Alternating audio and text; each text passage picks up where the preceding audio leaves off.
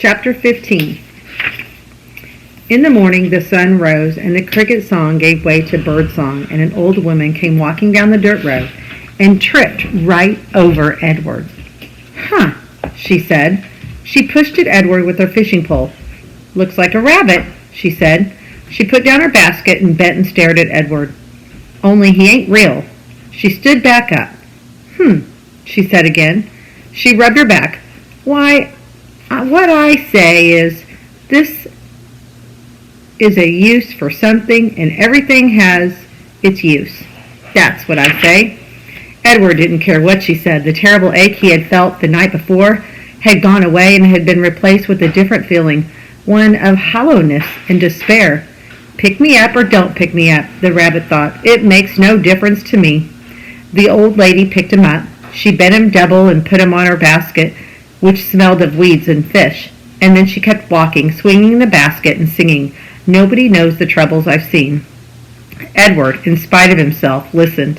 "I've seen troubles too," he thought. "You bet I have, and apparently they aren't over yet." Edward was right. His troubles were not over. The old woman found a use for him. She hung him from a pole in her vegetable garden. She nailed his velvet ears to the wooden pole and spread his arms out as if he were flying, and attached his paws to the pole by wrapping pieces of wire around them. In addition to Edward, pie tins hung from the pole. They clinked and clanked and shone in the morning sun. "Ain't a doubt in my mind that you can scare them off," the old lady said. Scare who off? Edward wondered. Birds, he soon discovered. Crows. They came flying at him, cawing and screeching, wheeling over his head, diving at his ears. "Go on, Clyde," said the woman. She clapped her hands. "You've got to act ferocious." Clyde? Edward felt a weariness so intense wash over him that he thought he might actually be able to sigh aloud. Would the world never tire of calling him by the wrong name? The old woman clapped her hands again. "Get to work, Clyde," she said. "Scare them birds off." And then she walked away from him, out of the garden, toward her small house. The birds were insistent. They flew around his head. They tugged at the loose threads in his sweater. One large crow in particular would not leave the rabbit alone. He perched on the pole and screamed a dark message in Edward's left ear.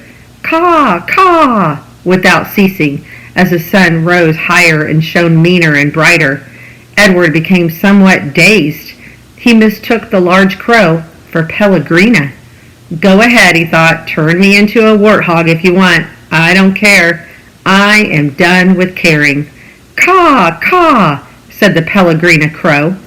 Finally, the sun set and the birds flew away. Edward hung by his velvet ears and looked up at the night sky. He saw the stars, but for the first time in his life, he looked at them and felt no comfort. Instead, he felt mocked. "You are down there alone," the stars seemed to say to him, "and we are up here in our constellations together." "I have been loved," Edward told the stars. "So," said the stars, "what difference does that make when you are all alone now?" Edward could think of no answer to the question. Eventually, the sky lightened and the stars disappeared one by one. The birds turned and the old woman came back to the garden. She brought a boy with her. Chapter 16. "Bryce," said the old woman, "get away from that rabbit. I ain't paying you to stand and stare." "Yes, ma'am," said Bryce. He wiped his nose with the back of his hand and he continued to look up at Edward. The boy's eyes were brown with flecks of gold shining in them. "Hey," he whispered to Edward. A crow settled on Edward's head, and the boy flapped his arms and shouted, "Go on, get!" And the bird spread his wings and flew away. "Bryce!" shouted the old woman. "Ma'am," said Bryce. "Get away from that rabbit. Do your work. I ain't going to say it again." "Yes'm," said Bryce. He wiped his hand across his nose. "I'll be back to get you," he said to Edward. The rabbit spent the day hanging by his ears, baking in the hot sun, watching the old woman and Bryce weed and hoe the garden. Whenever the woman wasn't looking, Bryce raised his hand and waved. The bird circled over Edward's head, laughing at him. What was it like to have wings? Edward wondered. If he had had wings when he was tossed overboard, he would not have sunk to the bottom of the sea. Instead, he would have flown in the opposite direction, up and into the deep, bright blue sky. And when Lolly took him to the dump, he would have flown out of the garbage and followed her and landed on her head, holding on with his sharp claws. And on the train, when the man kicked him, Edward would not have fallen to the ground. Instead, he would have risen up and sat on top of the train and laughed at the man. Caw, caw, caw. In the late afternoon, Bryce and the old lady left the field. Bryce winked at Edward as he walked past him.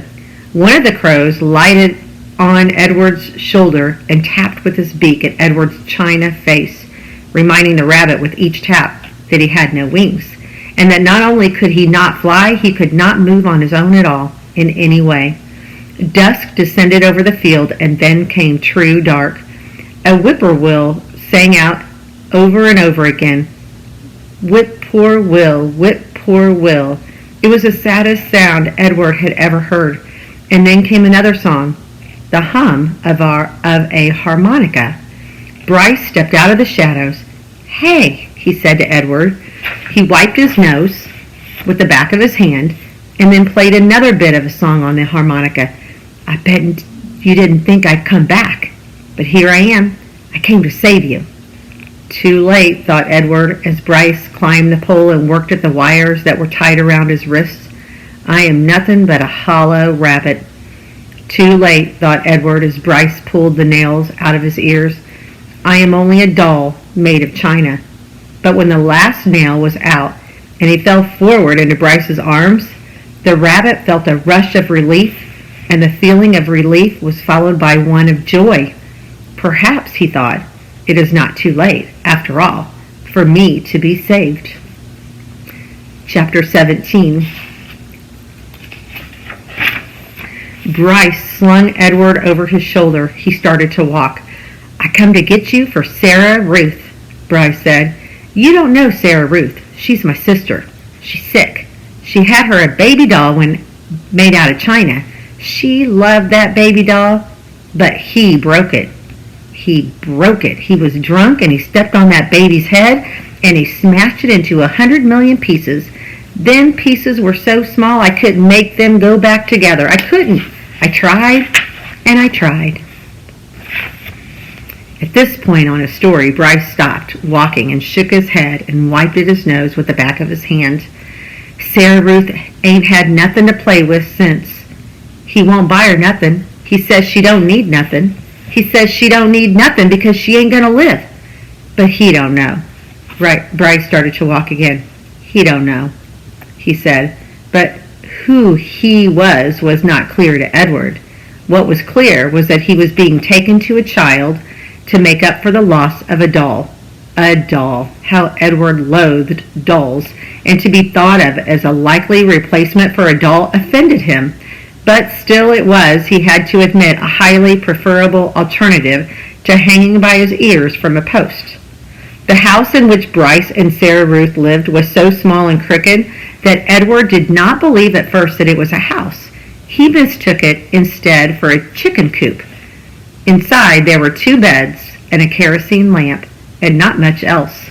Bryce laid Edward at the foot of one of the beds and then lit the lamp.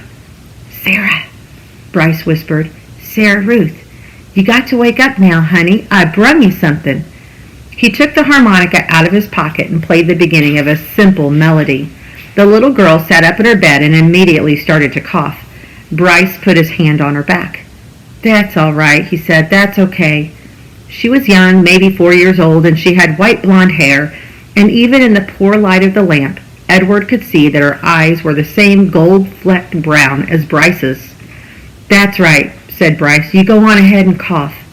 Sarah Ruth obliged him. She coughed and coughed and coughed. On the wall of the cabin, the kerosene light cast her trembling shadow, hunched over and small. The coughing was the saddest sound that Edward had ever heard. Sadder even than the mournful call of the whippoorwill. Finally, Sarah Ruth stopped. Bryce said, "You want to see what I brung you?" Sarah Ruth nodded. You got to close your eyes.